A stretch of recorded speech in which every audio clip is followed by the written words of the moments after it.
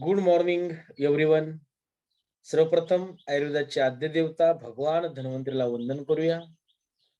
यो विश्वं विदधाति पाति सततम संहारयत त्यंजसा सृष्ट्वा दिव्यमहोषधींश विविधान दूरीकरोत्यामयान बिभ्राणो अंजलिना चकास्ति भुवने पीयूष पूर्णं घटम तम धन्वंतरि रूपमीश ममलम वंदामहे श्रेयसे वंदामहे श्रेयसे वंदामहे श्रेयसे. भगवान धन्वंतरीला वंदन करून आपण आजच्या या लेक्चरला सुरुवात केली आहे. आज उपस्थित रुचा कुलकर्णी, अपूर्वा, कोमल, प्रकाश, रोहन, सोनम, वैष्णवी और ऋतुजा.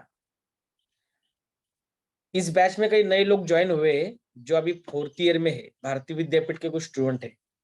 तो अभी हमारा चरक संहिता सूत्रस्थान 14वां अध्याय चालू है, चतुर्दश अध्याय, स्वेद विद्या अध्याय.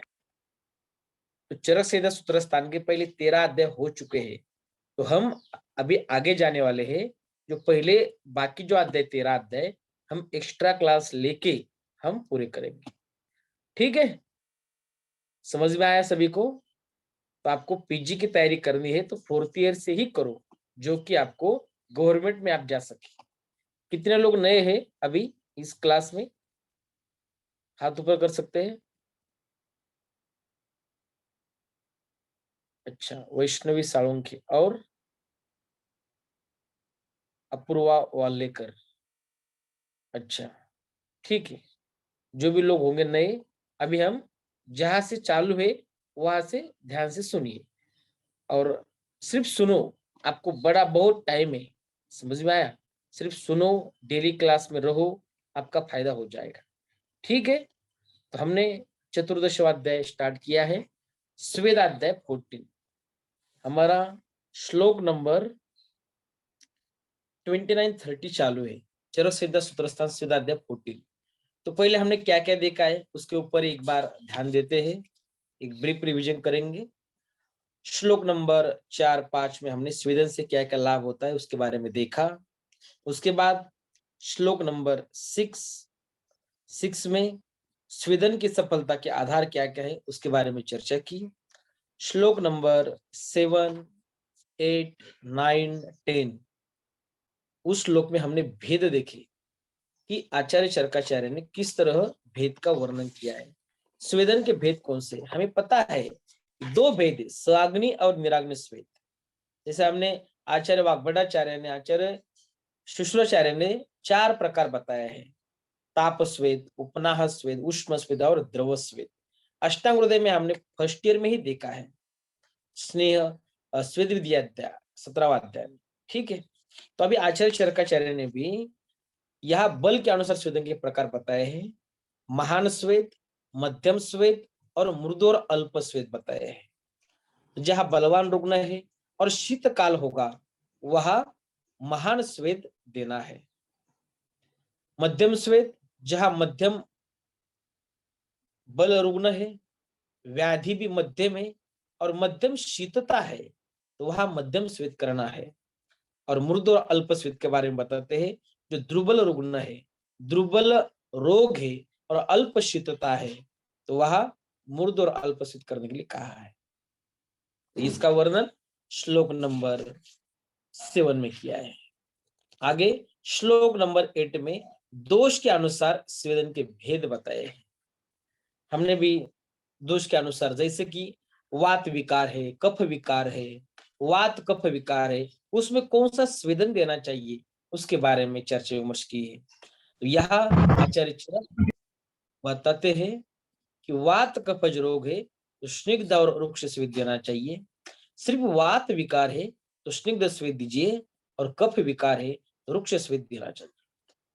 उसके बाद स्थान के अनुसार भी भेद का वर्णन किया है. श्लोक नंबर 9 में आमाशय गते वाते कफे पक्वाशय आश्रिते रुक्ष पुरोहित स्वेद स्नेह पूर्वस्तथैव च. आमाशयगत तथा पक्वाशयगत दोषों में स्वेदन विधि बताया है. उसके बारे में हमने डिटेल चर्चा की है. सिर्फ मैं बताता हूं. आमाशयगत वात में यहाँ हमें रुक्ष पूर्वक स्वेद देना है और पक्वाशयगत वात में स्निग्ध पूर्वक स्वेद देना है। ऐसा क्यों देना है, इसके बारे में हमने पहले भाग में चर्चा की। उसके बाद हमने स्थान के अनुसार स्वेदन के भेद के देखे हैं। अंग अवयव के अनुसार श्लोक नंबर 10 में उष्ण हृदय दृष्टि स्वेदेन मृदु नैव वा मध्यम वक्षनो शेषम अंग अवयम इष्टतः। तो कोमल अंगों पर स्वेदन का प्रमाण बताया है कि उरुष्यन, हृदय और दृष्टि यहाँ मृदु स्वेद करना है या स्वेद निषेध बताया है, और वंक्षन प्रदेश में मध्यम प्रकार का स्वेद करना है। आगे हमने श्लोक देखिए 11, 12 श्लोक में नेत्र स्थानी कैसा स्वेदन करना है, हृदय स्थानी कैसा स्वेदन करना है, उसके बारे में हम चर्चा की है। श्लोक नंबर 13 में पहले भाग में हुआ है कि स्वेदन जब हम करते हैं, स्नेहना और स्वेदन पंचकर्म की पूर्व कर्म बताया है, वमन, विरेचन, बस्ती, नस्य और रक्त मोक्ष।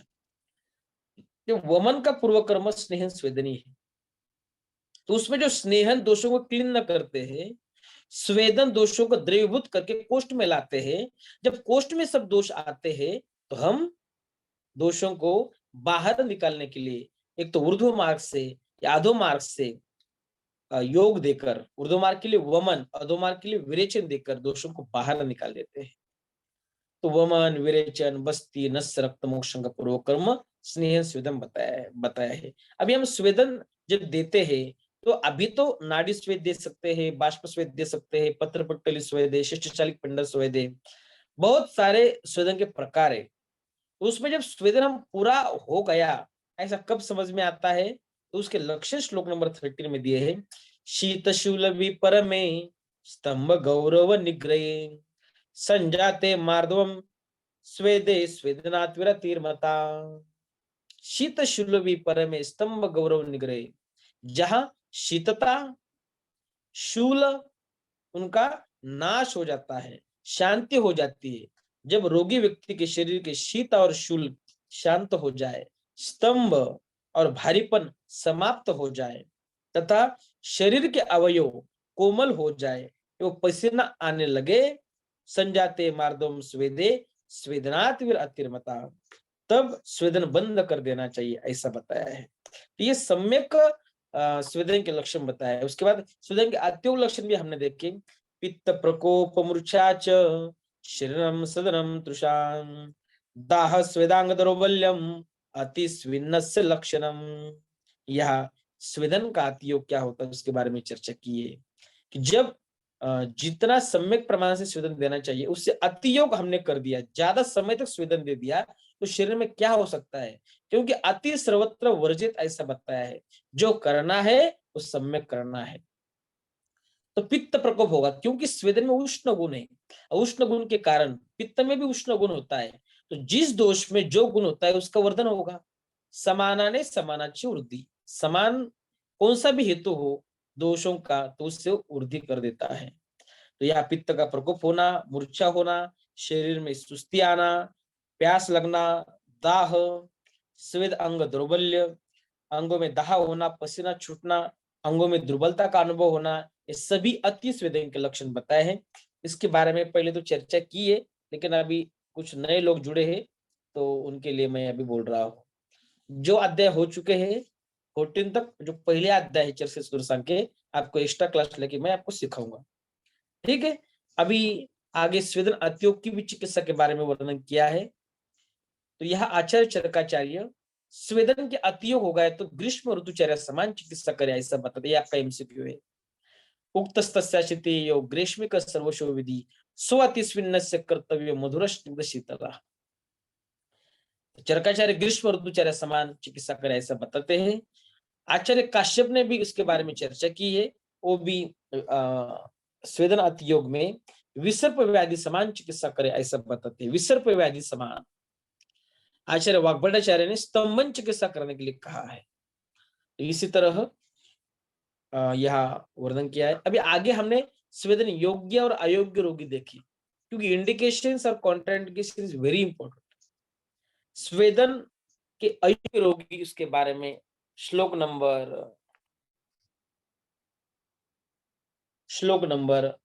18-19 में वर्णन किया है। देखिए आप, स्वेदन के अयोग्य रोगी का वर्णन सबसे पहले किया है।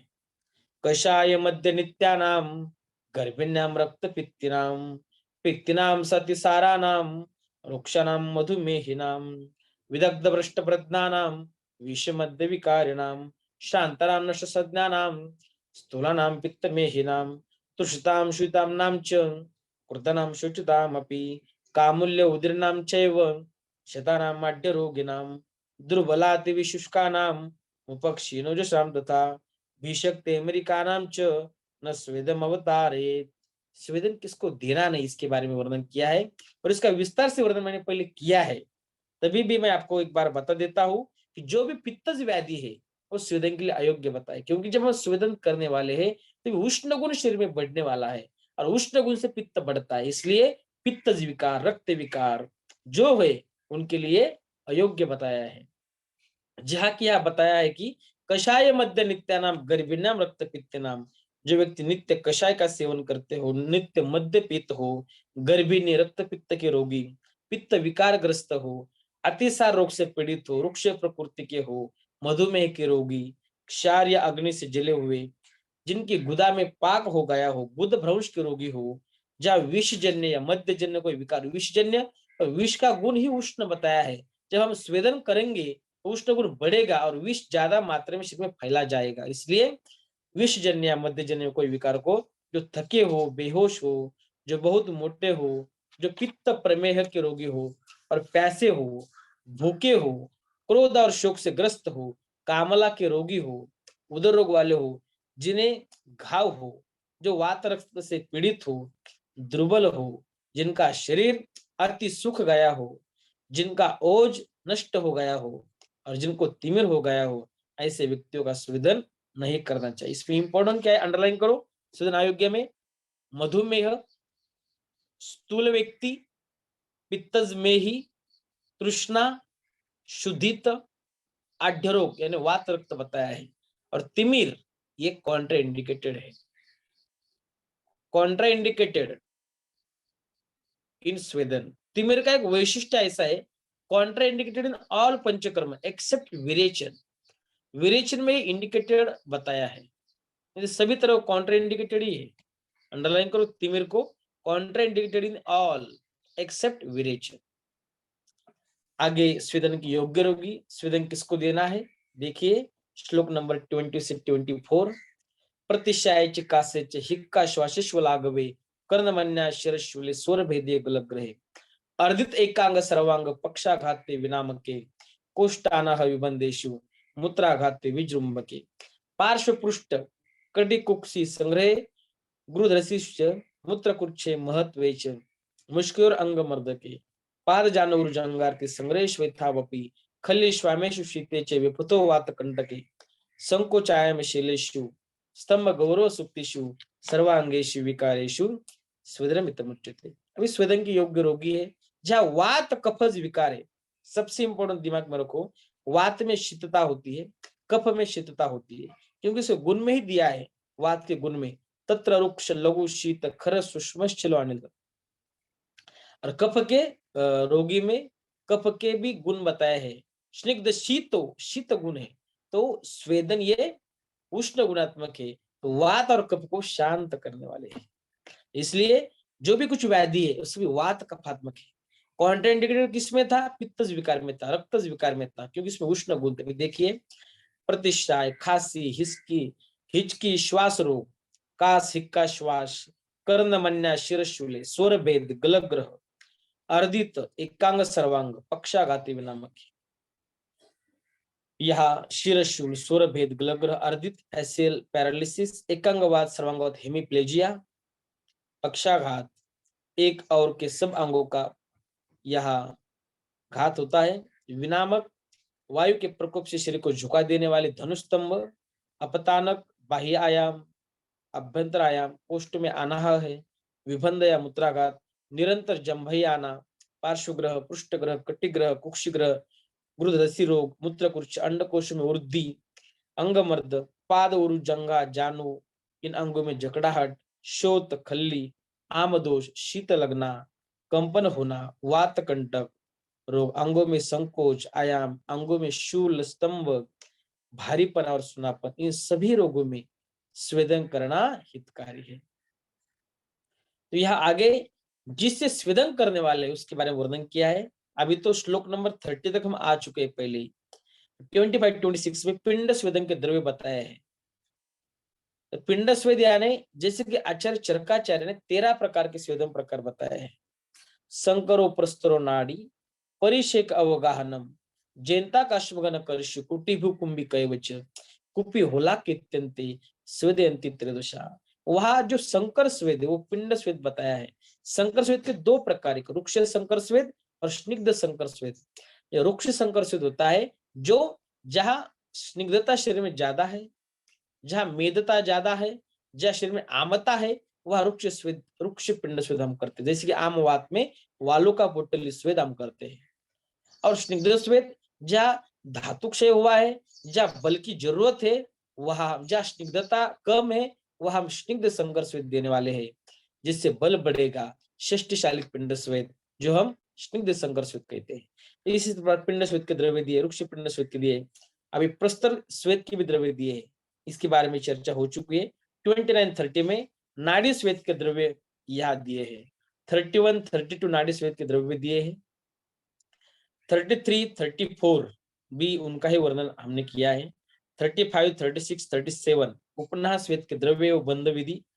38 उपनाह बंधन कब खोलना है। उपनाह यानी उपनाह किसे कहते हैं कि जहां हम बांधते हैं, कोई भी कहा फ्रैक्चर हो चुका हो और कुछ मसल्स हम गिर चुके हैं, तो वहां हम कुछ बांधते हैं, उसे उपनाह कहते हैं। पहले लेक्चर में इसके बारे में चर्चा हो चुकी है। उपनाह स्वेद के द्रव्य श्लोक नंबर 35-36-37 में दिए। उसमें इंपॉर्टेंट एमसीक्यू 38 में देखो, रात्रो बद्धम दिवा मुंचित मुंचित रात्रो दिवा कृतम विदाह परिहारार्थम सत प्रकर्षस्तु शीतले। उपनाह बंधन खोलने की विधि बताइए। रात्रि में बंधा उपनाह दिन में खोल देना चाहिए, और दिन में बंधा हो तो रात में खोल देना चाहिए। ऐसा करने से उपनाह के स्थान पर जलन नहीं होती। शीतकाल में अधिक समय तक उल्टी बंदी रह सकती है। तो यहाँ उपनाह स्वेद की विधि बताइए। रात में बंधा हुआ उपनाह सुबह छोड़ना है, सुबह निकलना है, सुबह से बंधा हुआ रात में निकलना है। आगे हमने स्टार्ट किया श्लोक नंबर 40। इसका हमने अभी विस्तार से वर्णन किया है पिछले लेक्चर में। नए लोग के लिए मैंने अभी यहाँ बता दिया। 40 या त्रयोदश स अग्निस्वेद बताया है। मुख्यतः स्वेदन के दो प्रकार है, स अग्निस्वेद और निराग्निस्वेद। स अग्निस्वेद में 13 प्रकार आचार्य चरकाचार्य ने बताया है। श्लोक नंबर 40 देखो, संकर प्रस्तर नाड़ी परिषेको गावनम जैंता को अश्वगन कर्षि कुटिभु कुंभी कैवच कुपी होला कीर्त्यन्ते स्वेदन्ति त्रयोदशाः तान यथावत प्रवक्ष्यामि सर्वानेवा नो प्रवशः। अभी यह 13 प्रकार के स्वेद है। यह वाग्भट ने 4 प्रकार के स्वेद बताए हैं, तापस्वेद, उष्म स्वेद, उपनाह स्वेद और द्रव स्वेद। जो 13 प्रकार चरकाचार्य ने बताया है और 4 प्रकार वाग्भटाचार्य ने बताया है, तो 4 प्रकार में सभी 13 प्रकार बैठते हैं। तो तापस्वेद, उष्मस्वेद, उपनास्वेद और द्रव स्वेद, ये आचार्य वाग्भट और आचार्य शुष्क ने 4 ही प्रकार बताए हैं, लेकिन आचार्य चरकाचार्य ने 13 प्रकार बताए हैं। तो तापस्वेद, उपनास्वेद और द्रव स्वेद, इसके बारे में तापस्वेद, उष्मस्वेद, उपनास्वेद, द्रव स्वेद, इसके बारे में हमने चर्चा की है। हम आगे चलने वाले हैं। 41 श्लोक देखो, संकर स्वेद की विधि। तत्र वस्त्रांतरितेरेव पिंडे यथोक्त रूप स्वेदनम संकर स्वेद इति विद्यात्। संकर स्वेद की विधि मैंने सबसे पहले आपको बताया। संकर स्वेद यानी पिंड स्वेद, जहां 2 प्रकार होते हैं, स्निग्ध संकर स्वेद और रुक्ष संकर स्वेद। तो यहाँ जो पिंड स्वेद के द्रव्य हमने पिछले लेक्चर में, पिछले इसमें देखा श्लोक नंबर 26-25 में देखी, वही द्रव्य को लेना है।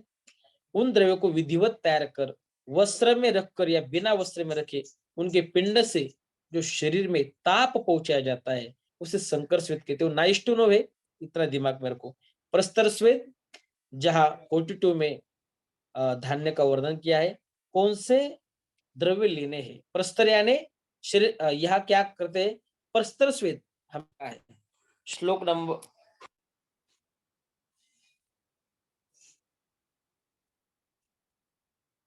प्रस्तर स्वेद के बारे में हमने चरक संहिता सूत्र स्थान इसी अध्याय में सेकंड ईयर में आपने देखा होगा, चरक संहिता सीखते टाइम।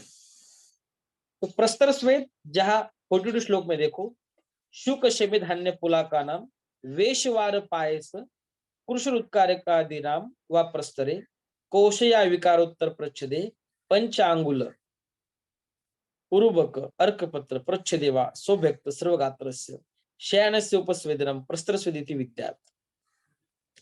शुकधान्य शमिधान्य जो है जौ गहू, शमिधान्य में उड़द मूंग आदि, पुलाक शुद्र धान्य जो है, इनको उबालकर गरम गरम अथवा वेशवार खीर खिचड़ी हलवा आदि को लंबे पत्थर पर या अन्य किसी पटराय चौकी पर इतने दूर तक फैलाए जितनी लंबाई स्वेदन किए जाने वाले पुरुष की हो, उसके ऊपर रेशमी वस्त्र या ऊनी चादर या सफेद एरंड की पत्ती या लाल एरंड की पत्ती अथवा मदार की पत्ती फैलाकर समस्त शरीर में तेल की मालिश कर जो सो जावे और ऊपर से रेशमी या ऊनी वस्त्र या रेड आदि के पत्ते ओढ़ ले तो स्वयं व्यक्ति का स्वेदन हो जाता है। इसे प्रस्तर स्वेद कहते हैं। तो अभी यह प्रस्तर यानी पसरना, फैलाना। जो भी जो द्रव्य है, वात शामक जो द्रव्य है, उनको सबको लेकर उसको उबालकर अच्छे तरह से गर्म जो है उसको कोई शिला पर, जैसे अश्वगंध स्वेद भी हमने देखा है। तो अश्वगंध स्वेद अलग है, लेकिन इसको शिला ऊपर सिर्फ सब द्रव्य फैलाना है, उसके ऊपर रेशमी वस्त्र डालना है और उस पर सुलाना है पेशेंट को स्नेहन करके, तो उससे नीचे से उनको स्वेदन हो जाएगा। तो वही है प्रस्तर स्वेद। नाइस टू नो है, इसके बारे में ऐसा कोई प्रश्न आता नहीं है। लेकिन इसमें कौन से द्रव्य यूज किए हैं, तो शुक शमिधान्य, वेसवार, पायस, कृषरा, उत्कारिका, ये द्रव्य इसमें उपयुक्त किए। पंचांगुल अर्क पत्र अच्छदन करके स्वेदन करना है। ठीक है, नाड़ी स्वेद हमारा एक्चुअली स्टार्ट हुआ था।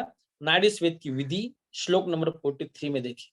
नाड़ी स्वेद अभी हम जब प्रैक्टिकल पंचकर्म डिपार्टमेंट जाते हैं तभी प्रेशर कुकर होता है, उसमें हम नलिका लगाते हैं ऊपर से, उससे जो नलिका से स्वेदन देते हैं उसे नाड़ी स्वेद कहते हैं। नाड़ी स्वेद अभी 43 में इसके नाड़ी स्वेदन की विधि बताई है।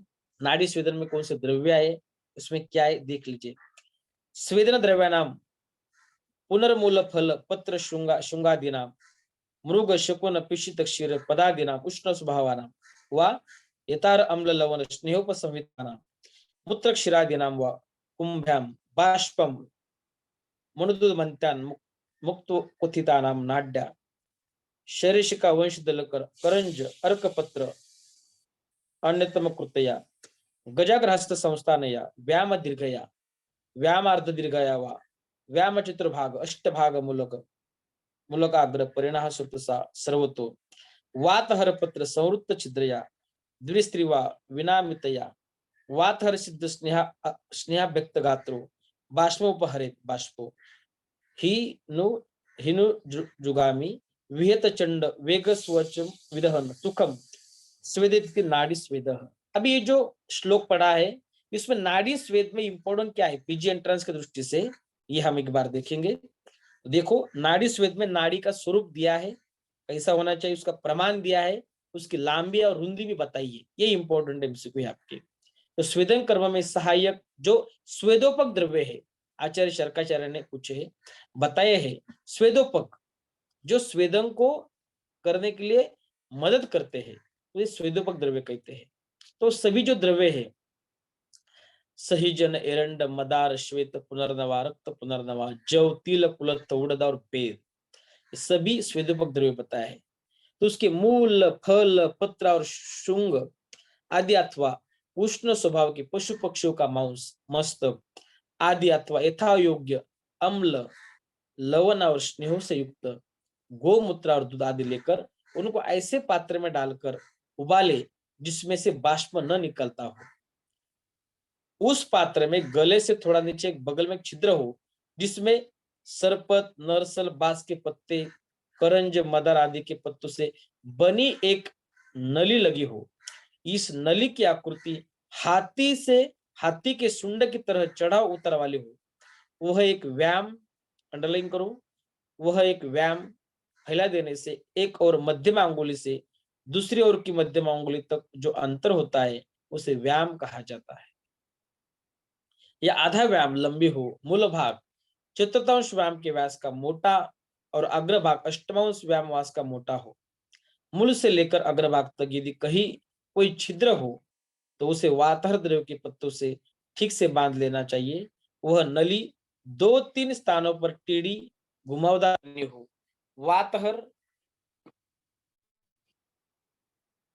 वातहर औषधियों से सिद्ध तेल की मालिश कर रोगी का उक्त नली से निकले हुए बाष्प से शोधन करे। पात्र का मुंह ऊपर से बंद होने से बाष्प ऊपर नहीं जाता और नली से गुजरते हुए बाष्प का वेग धीमा होने से वह रोगों की त्वचा को नहीं जलाता, अपितु सुगमता से सुखपूर्वक रोगी का स्वेदन हो जाता है। इस प्रकार स्वेदन करने को नाड़ी स्वेद कहते हैं। अभी सिंपल है, नाड़ी स्वेद किसे कहते हैं अभी हम प्रैक्टिकली देखते हैं। तो प्रेशर कुकर जो होता है उसमें जो ऊपर सीटी होती है वो निकालते हैं, हम उसको नलिका लगा देते हैं और अंदर सब वात हर द्रव्य डाल देते हैं। तो नाड़ी स्वेद में एमसीक्यू क्या है, इसका स्वरूप बताया है, शरेशिका, वंशदल, अर्कपत्र, करंज इत्यादि।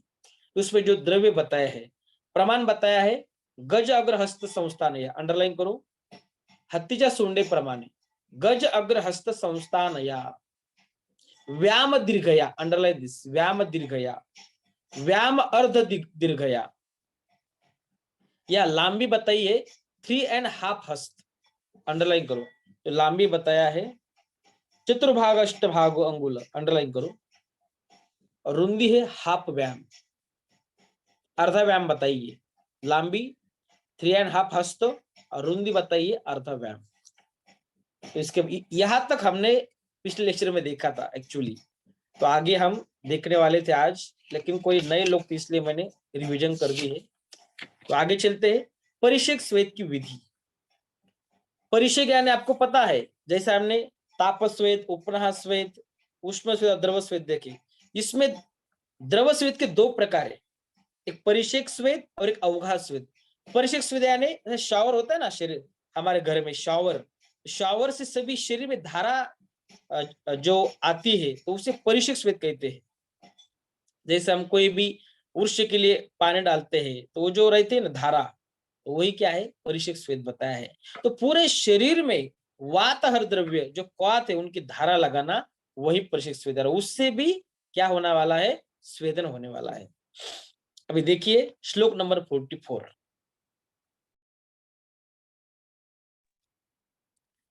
वातिकोत्तर वातिका नाम पुनर्मूला दिनानम उत्क्वाते सुखोष्णे कुंभीर वार्षुलिका प्रनाडिर्वा पुरयित्वा यथार सिद्ध स्नेह व्यक्त गात्रम वस्त्राव चन्नम परिषेचे येदित परिषेक। परिषेक स्वेद का विधि बताया है। वातिक और उत्तर वातिक यानी वातहर और संसर्ग, जैसे वात एवं कफ में वात की प्रधानता हो, अर्थात वात श्लेष्महर द्रव्य के मूल फल पत्र आदि लेकर उनके सुखोष्ण क्वाथ से छोटे घड़े हो, झंझर को या वार्षुलिका को भरकर रोग के अनुसार द्रव्य से सिद्ध तेल को शरीर में मर्दन कर एक हल्के कपड़े से शरीर ढककर पात्रस्थ क्वाथ से फुहारा देकर स्वेदन करना चाहिए।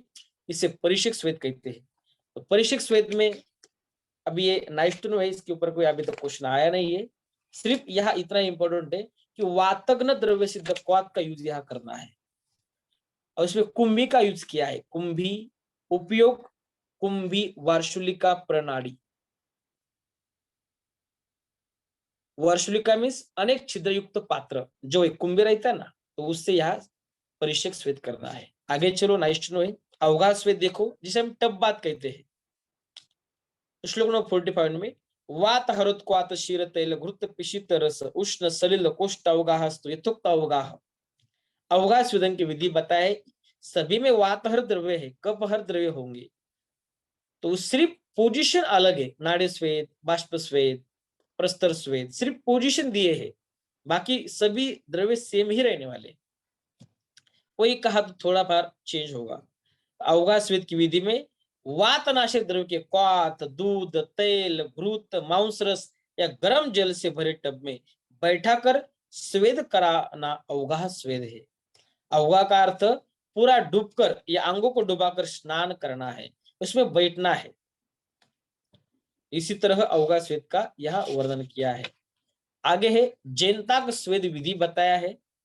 बहुत बड़ा श्लोक है, आप ये श्लोक एक बार आप ही मन में पढ़ लीजिए, फास्ट पढ़ो।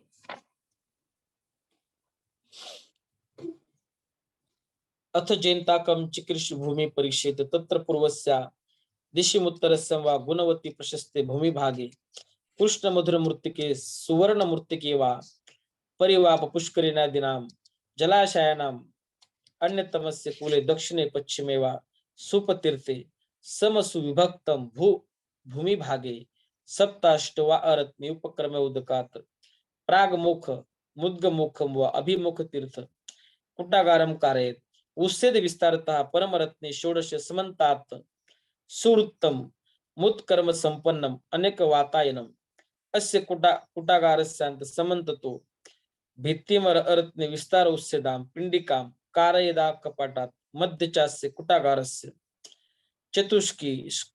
चतुष्कीष्कु मात्रम पुरुष प्रमाणम मृण्मयम कुंदु संस्थानम बहु सूक्ष्म छिद्रम अंगार कोष्टक स्तंभ सपिधानम कारयेत् तम च खादिराणाम अश्वकर्णादीनां वा काष्ठानां पूरयित्वा प्रदीपयेत् स यदा जानीयात् साधु दग्धानि काष्ठानि विगत धूमानि अवतप्तं च केवलम अग्निनां तद अग्निग्रहं स्वेद योग्येन च उष्मना युक्तमिति तत्रेण पुरुषं वातहराभ्यक्त गात्रं वस्रावच्छिन्नं प्रवेशयं शयनम् अनुशिष्यात् सौम्य प्रविश्य कल्याणाय आरोग्याय चेति प्रविश्यं चैना पिंडकाम अधिरुह्य पार्श्वर पार्श्वाभ्याम यथा सुखम शयिथा न च त्वया स्वेद मूर्छा परितेनापि सता पिंडिकेशा विमुक्तव्या अप्राणश्वासात् भृश्यमानो हित पिंडिकावकाश द्वारम अनधिगच्छन स्वेद मूर्छा परितया सद्य प्राणजुया तस्मात् पिंडिका में नाम न कथंचन मुंचे था तुम यदा जानिया विगताभिषन्दम आत्मानं सम्यक प्रसूत स्वेद पिच्छम सर्वस्रोत विमुक्तम लघुभूतम अपगत विबंध स्तंभ सुप्ति वेदना गौरमिति ततस्ताम पिंडिकाम अनुसरणम द्वारम प्रपद्यता निष्क्रम च न सहसा चक्षुषो परिपालनार्थम शीत उदकम उपस्पृशेथा अपगत संतानम क्लमस्तु मुहूर्तात सुखोष्टेन वारिना यथा ज्ञायम परीक्षितो स्नेया इति जेनताक स्वेद। बहुत बढ़िया जेनताक स्वेद के बारे में बताया है। लेकिन जेनताक स्वेद में इंपॉर्टेंट क्या है, तो यह भूमि परीक्षण, कुटागार निर्माण, कुटागार मध्यम स्थान में अंगार कोष्टक बताया है। तो अंगार कोष्टकाच्या सहाय्याने कुटागार अग्नि संतप्त करना, स्वेदन योग्य व्यक्ति अभ्यंग पश्चात कुटागार में प्रवेश करना है। कुटागार कैसा बताया है, जहाँ वातायन होना चाहिए, कुटागार गोलाकार होना चाहिए और स्वेदन कालावधि 1 मुहूर्त बताई है। तो बहुत बड़ा है, इसके बारे में जेनताक स्वेद डिटेल से आप एक बार आगे का ही पार्ट सब पढ़िए। अभी आज हमारा टाइम हो चुका है, हम कल इसके बारे में विस्तार से वर्णन करें। Thank you.